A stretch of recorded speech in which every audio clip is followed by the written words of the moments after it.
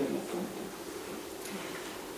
De la photographie également, nous dirons que Lautrec se sert non pas exclusivement pour s'inspirer des cadrages, mais également pour jouer avec son image.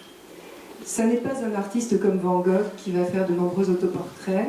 Il y a probablement un refus de sa propre image dans son univers. En revanche, et de façon très avant-gardiste, il va se mettre en scène dans des photographies souvent transgressives qui sont un véritable jeu avec son apparence, anticipant ainsi ce que vont faire de nombreux artistes du XXe siècle.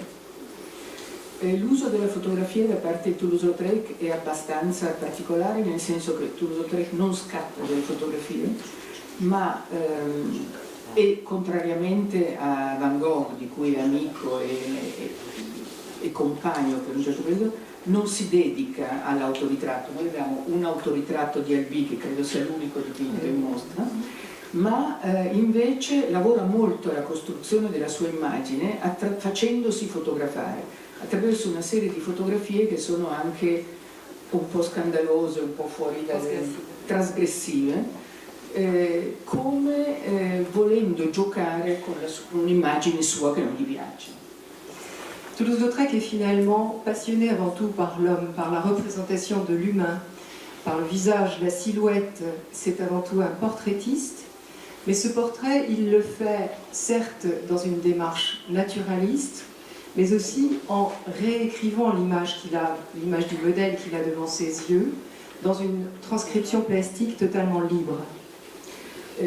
Toulouse-Lautrec è un ritrattista, soprattutto un uomo interessato a raffigurare l'essere umano che segue in tutti i suoi aspetti e cercando di renderci l'immagine più profonda.